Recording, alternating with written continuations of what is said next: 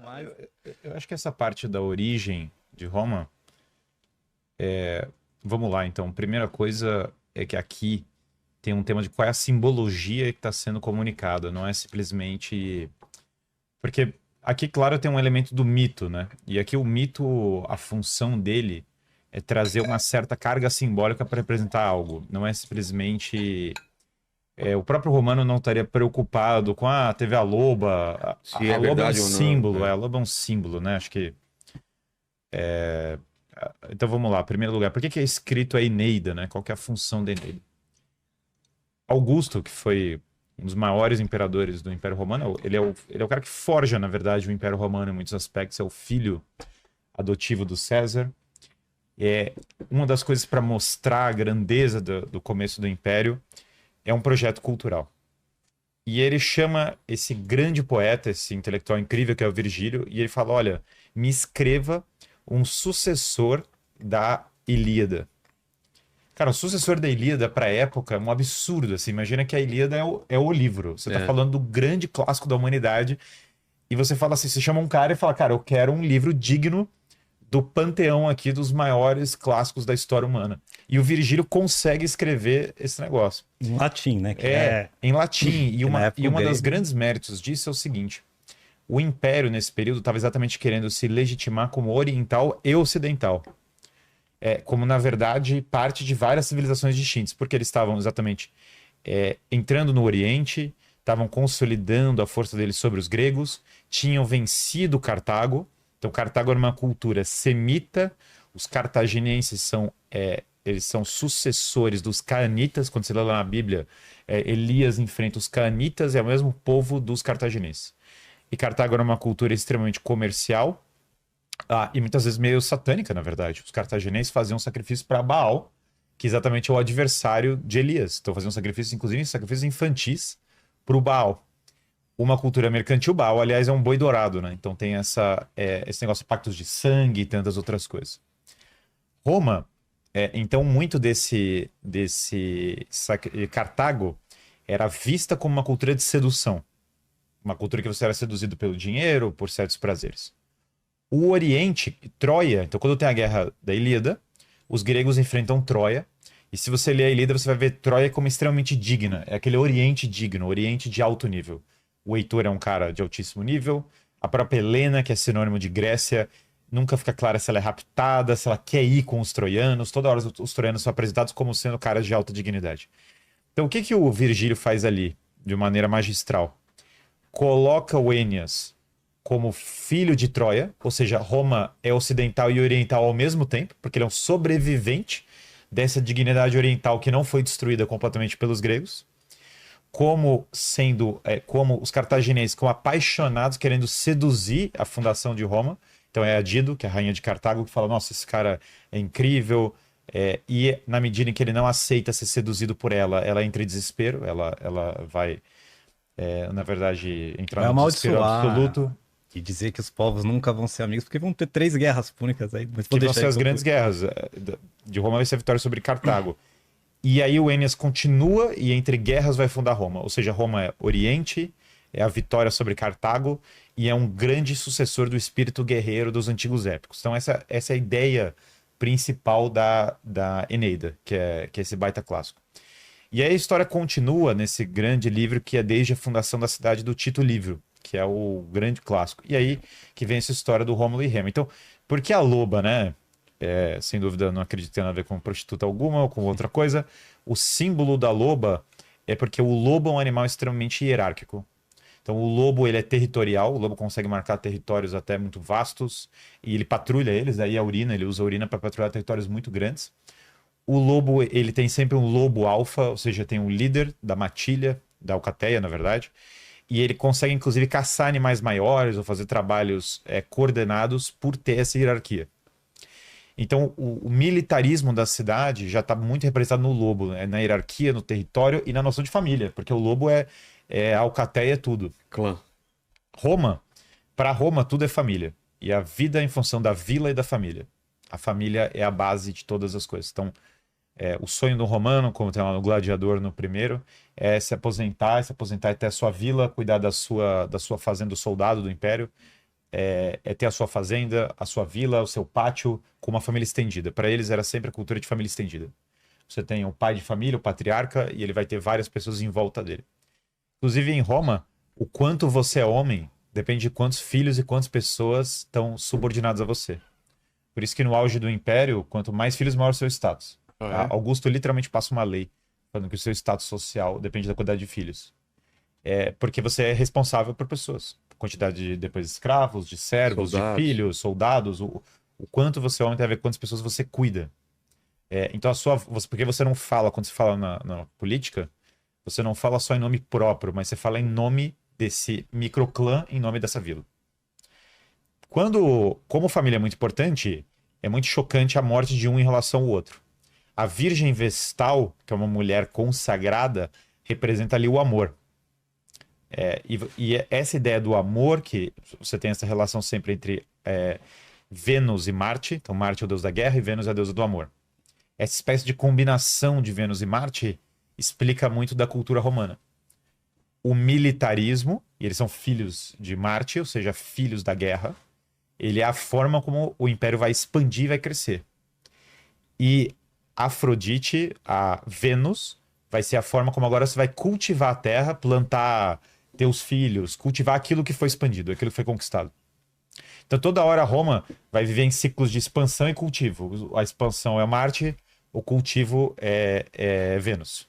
Então esse ciclo ele é simbólico sempre forte nisso. Então quando ele engravidou do deus Marte, é o símbolo de que eles são chamados para guerra. Se eles foram nutridos pela loba, então mais ainda. Então agora eles vão brigar entre si, porque existe uma herança de você herdeiro de uma parte do negócio, você é herdeiro da universalidade, do 7, que é o número da totalidade, né? De todos os morros, né? O Morro Palatino, aliás, um detalhe é que ele... o nome Paladino, né? Que nem você vê, tipo, história medieval, vem do Morro Palatino. Ah, tá. Porque a guarda de elite é a guarda que fica em volta do Morro Palatino, que protege o imperador. Carlos Magno tinha paladinos, protetores do Morro Palatino. Quando então essa cultura de guerra e amor, né, esses ciclos, né, são estabelecidos simbolicamente, a morte de um pelo outro já mostra a traição. Na história do Enéas também vão aparecer inúmeras guerras e traições. Essa traição faz parte porque existe sempre uma mácula em qualquer história de origem. Sempre vai ter a semente da desordem, da desunião. Todo país se afirma com um defeito também. Não é só na vitória, porque as traições fazem parte do vínculo de fidelidade também. Para você ser fiel, tem que ter a transgressão. Nessa expansão, então, de Roma, com a simbologia mais ou menos definida, o que é o rapto das Sabinas? É a validação do povo conquistado pela excelência do romano. Então, as Sabinas são conquistadas, só que elas falam, não, mas eles são os melhores homens mesmo. Era melhor para nós ter sido raptada por eles. É a visão sabina. Isso aqui é o quê? Eles estão basicamente falando, olha, nós expandimos, nós conquistamos esses povos. Mas à medida que nós conquistamos, eles reconhecem a nossa excelência. Então há uma legitimidade do reconhecimento da nossa própria grandeza, né? Isso fica claro numa seguinte visão romana que é fascinante. Então tem esse livro de latim do Hans Orberg, chamado Família Romana, que é uma série chamada Língua Latina por si explicada, né? E aí tem uma parte, né, que começa o primeiro exercício do livro é assim. O que é Massília? Massília é o que vai ser Marsella. Massília é Ópidum. O que é a Lutécia, que é Paris? Ópidum. O que é qualquer coisa? Você vai citando todas as cidades do mundo, todas são Ópidum. Ópidum é tipo acampamento, é tipo um conjunto de casas. E aí para e pergunta assim, o que é Roma? Aí você fala Ópidum, Ópidum, Ópidum, aí chega, aí fala Homo é Urbis. Roma é uma cidade. Então daí por isso que é desde a fundação da cidade, porque só tem uma cidade. Então para os romanos, a visão deles é que tem uma cidade e um monte de acampamentos em volta. Isso dá uma ideia de universalidade, é uma cidade única, o mundo inteiro tem uma cidade. Por quê? Porque essa cidade tem uma fundação sagrada. Os deuses escolheram essa cidade para ser a cidade que vai engolir todas as outras. Esse mito, por isso que eles têm que contar essa história várias vezes, porque o próprio Deus da guerra quis que eles levassem adiante essa cidade. Então essa ideia da urbis universal, da urbis que vai ter que absorver todos os povos em volta, daí essa ideia de abrir as portas para receber outros povos. eu não diria o termo multiculturalismo, até porque o multiculturalismo hoje virou sinônimo, sei lá, de um monte de imigrante muçulmano na Inglaterra. Tipo, virou um treco que ninguém mais sabe o que quer dizer, sendo bem, no contexto isso de 2024, né? Mas o que você quis comunicar, que eu entendo, é essa capacidade de absorver várias culturas dentro de uma mesma Sim. unidade, né? E essa capacidade que vai marcar Roma, e toda vez Roma vai expandir. Então, primeiro são os povos do Lácio, depois são os povos da Itália, depois são, sei lá, os povos da Espanha, que vão fazer parte do Império. Pode culpar. Bom, vou. Muito bom, cara, que legal. Se deixar, a gente vai ficar até 10 horas da noite aqui. Uhum. É, eu tenho assim, minha área de atuação é ciências exatas, né? Então eu gosto de, assim, eu sou pouco religioso, eu acredito em espiritualidade, eu me vejo mais como um agnóstico, então assim, mas se eu tiver que rezar, vou rezar para Jesus, que é a única forma que eu sei expressar minha espiritualidade, eu não sei, Aham. não aprendi Sei, sei. outra, então acredito em espiritualidade, mas eu gosto de focar nas coisas terrenas, assim, Sei. no chão da fábrica, o que está acontecendo e como isso vai realmente tomando forma, né? Então, depois do Rapto das Sabedoras, eu vou tentar dar uma sequência aqui, Vamos lá. nos eventos que vão formando Roma, né? Como uma cidade, como uma, depois nação, porque ainda nessa época aqui que eu tô falando, dos primeiros reis, né? A gente vai ter 7 reis em Roma e Rômulo é considerado o primeiro, né? E aí depois a gente vai ter a República, e aí vai começar o processo de expansão. Então, nesse pedaço aqui, a gente ainda tá falando de bem, assim, uma cidade, estado muito pequena, insignificante no grande esquema do mundo ocidental, vou dizer assim, né? Quais eram as civilizações da época ali? Para o Ocidente, era considerado tudo bárbaro, né? Tinha cidades da Magna Grécia ali na Itália, tinha Cartago ali, que tem essa origem fenícia. Eu conheço como fenícia, não sabia que era Canané. Não tem diferença. Quando você fala fenício, você está falando da Cananeu. parte mais litoral, mas são todos povos semitas parentes, né? Boa, então E uma coisa importante ressaltar também é, em parte o alfabeto grego, Vem dos ele vem fenícios. do fenício, portanto ele tem uma origem, e o alfabeto romano claramente é uma derivação do alfabeto grego. Você pegar alfa, beta, as letras são muito semelhantes. sim, Como você falou, né, as cidades do sul os deuses são os mesmos também, basicamente Sim. adaptados, a maior parte dos deuses. E claramente os romanos pegaram as cidades do sul da Grécia. A Magna Grécia quer dizer Grécia estendida, né? Tipo a Grande Grécia, né? A Grécia são cidades, são colônias gregas. Os romanos pegaram tremendamente essa cultura desde muito cedo, porque os vizinhos deles eram os gregos. sim.